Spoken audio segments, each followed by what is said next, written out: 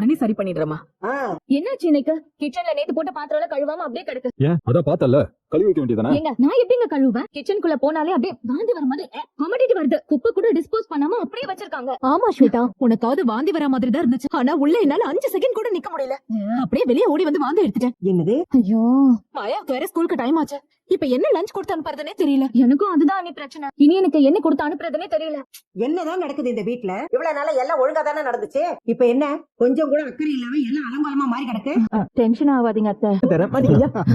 நீங்க எதுவும் டென்ஷன் ஆகாதீங்க. கிச்சன்ல நான் உங்களுக்கு help பண்றேன். நீ இந்த வீட்டு சின்ன மருமக. அவங்களுக்கே கிச்சன் வேலையை எப்படி செய்யறதுன்னு உருப்படியா தெரியாது. நீ முதல்ல அவங்க செய்யறத க்ளோஸா அப்சர்வ் பண்ணு.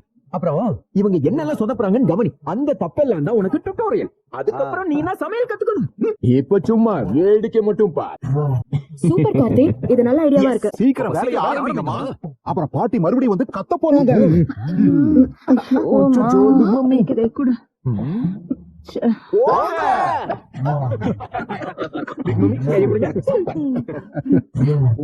அப்பதான் இவ பயிரஞ்சு சாகிறத பார்த்து நாம என்ஜாய் பண்ண முடியும். அவ்வளவுதான். அவங்களோட கல்யாணம் தான் உன்னோட கடைசி பக்கம். அதுக்கப்புறம் என் பேரனோட வாழ்க்கையில உனக்கு இடம் இல்ல. போதும், நிறுத்துறீங்களா?